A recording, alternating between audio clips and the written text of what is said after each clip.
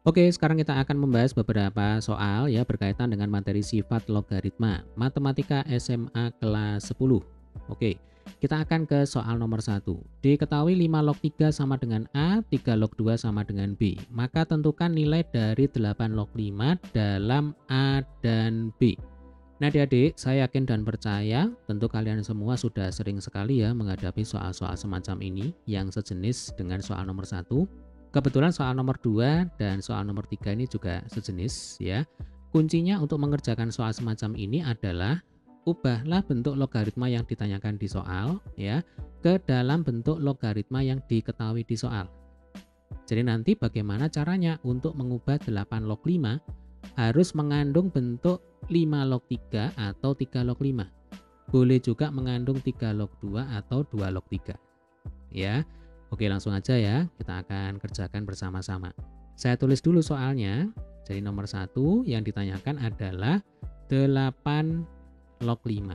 Nah, 8 log 5 ini kan bisa adik-adik tulis menjadi 3 log 5. Ya kan? Dibagi dengan 3 log 8 ya. Ini menggunakan sifat logaritma. Jadi kalau kita punya bentuk A log B itu akan sama dengan M log B dibagi M log A. Nah, ini hukumnya wajib untuk diingat-ingat ya. Jadi A log B itu akan sama dengan M log B dibagi M log A ya. Kenapa di sini saya menggunakan M-nya sama dengan 3 ya? Karena di soal diketahui 5 log 3 sama dengan A. Lalu 3 log 2 sama dengan B ya.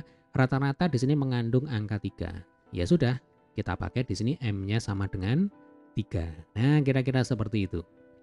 Ya. Nah, di sini kita membutuhkan 3 log 5. Padahal di soal yang diketahui adalah 5 log 3. Ya sudah, kembali kita menggunakan sifat logaritma. Kalau kita punya bentuk A log B, ya, ini akan sama dengan 1 dibagi B log A. Nah, A log B itu akan sama dengan 1 dibagi B log A. Berarti kalau kita punya 3 log 5, bisa kita tulis menjadi 1 per 5 log 3. Nah, 5 log 3 kan sudah diketahui di soal. Ya. Nah, tinggal penyebutnya sekarang. Kita punya bentuk 3 log 8. 8 itu kan sama dengan 2 pangkat 3. Ya kan? Nah, 3 log 2 pangkat 3. Itu kan sama dengan 3 kali log 2. Jadi kembali kita gunakan sifat logaritma. Ya, Dek ya. A log B pangkat M. Itu akan sama dengan M kali A log B ya. Jadi logaritma pada bilangan berpangkat, pangkatnya itu menjadi bentuk perkalian. A log B pangkat M, maka jadinya M kali A log B.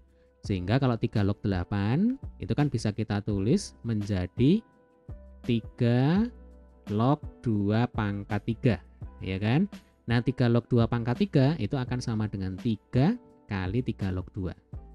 Ya, coba ini saya tulis dulu. 1 per 5 log 3 dibagi 3 kali 3 log 2. Nah, tinggal dimasukkan data-datanya, ya kan? 5 log 3 katanya sama dengan A. Berarti ini 1 per A, ya.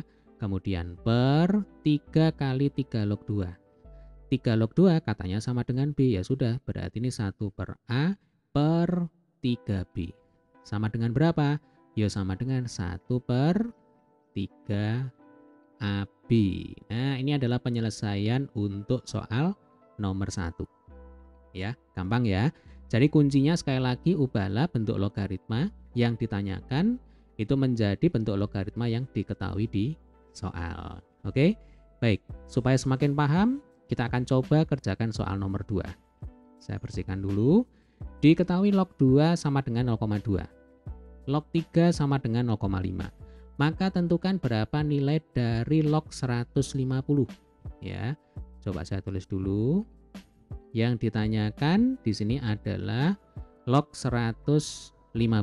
Oh ya, dalam logaritma kalau basisnya ini tidak ditulis berarti dianggap sama dengan 10 ya.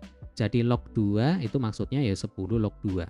Log 3 ini maksudnya ya 10 log 3. Demikian juga dengan log 150. Ini sama dengan 10 log 150 ya. Nah 150 itu kan sama dengan 3 kali 50, nyambung dengan data yang diketahui di soal.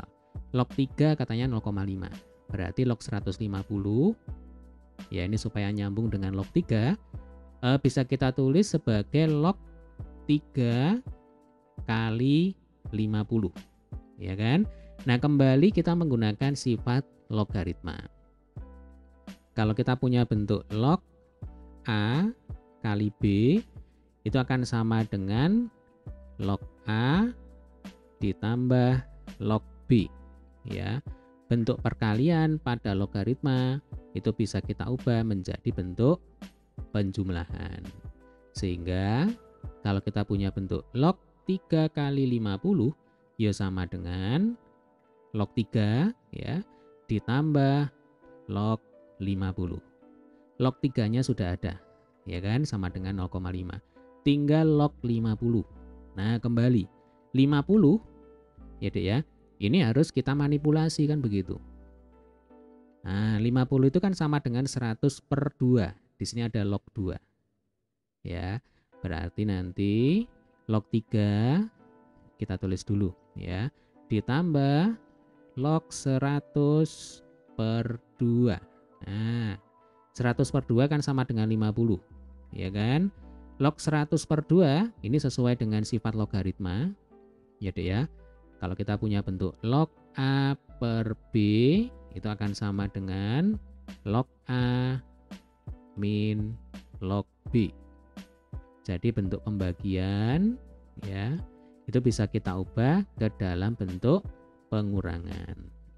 Kalau bentuk perkalian diubah menjadi dalam bentuk penjumlahan ya. Berarti kalau kita punya log 100 per 2 itu akan sama dengan log 100 min log 2. Berarti log 3 tinggal ditulis ulang. Kemudian log 100 per 2 itu sama dengan log 100 dikurangi log 2 ya. Log 3 sama dengan 0,5. Kemudian log 100 sama dengan 2 ya, 10 log 100. 10 pangkat berapa sama dengan 100? Jawabannya adalah 10 pangkat 2. Berarti log 100 ya sama dengan 2. Kan begitu. Ya kan? Dikurangi log 2. Nah, log 2 katanya 0,2. Nah, berarti ini dikurangi 0,2. Oke, sampai sini bisa dipahami ya. Baik. Kalau 2 dikurangi 0,2 itu kan sama dengan 1,8. Ya kan? 1,8 ditambah 0,5 itu sama dengan 2,3. Nah, ini jawabannya. Jadi nomor 2 log 150 sama dengan 2,3. Ya, gampang ya. Oke, kita lanjutkan sekarang ke soal nomor 3. Diketahui 2 log 4 sama dengan A, 2 log 8 sama dengan B. Maka tentukan nilai dari 16 log 8 dalam A dan B. Ya, soal nomor 3 ini mirip sekali dengan soal nomor 1. Hanya angkanya saja yang diganti, ya. Jadi prinsipnya sama. Nomor 3 kita tulis dulu bentuk logaritma yang ditanyakan di soal 16 log 8, ya. Lalu bentuk logaritma yang diketahui di soal adalah 2 log 4 dan 2 log 8. Nah, 16 log 8 ya, itu kan bisa kita tulis sebagai 2 log 8. Nah, ini sudah aman, ya kan? 2 log 8 sama dengan B. Kemudian 2 log 8 ini kita bagi dengan 2 log 16, ya kan? Jadi kalau A log B itu sama dengan M log B per M log A. Ya, tadi sudah kita singgung. Nah, 2 log 8 itu kan sama dengan B. Boleh langsung ditulis ya. Lalu 2 log 16. Di sini ada 2 log 4. 16 itu kan sama dengan 4 pangkat 2. Berarti 2 log 4 pangkat 2. Nah, 2 log 4 pangkat 2 itu kan sama dengan 2 kali 2 log 4. Berarti B dibagi 2 ya, dikalikan, atau ini saya rapikan sedikit ya. 2 dikalikan 2 log 4. Ya, 2 log 4 sama dengan A, ya sudah, berarti B dibagi 2 kali A atau B per 2A. Nah, ini adalah penyelesaian untuk soal nomor 3. Oke, demikian tadi adalah pembahasan ya beberapa contoh soal berkaitan dengan materi sifat logaritma. Silakan jika ada pertanyaan terkait dengan soal yang kita bahas ya, jika ada beberapa hal yang ingin kalian tanyakan, silakan tulis di kolom komentar. Semoga bermanfaat. Sampai ketemu di video pembahasan soal berikutnya.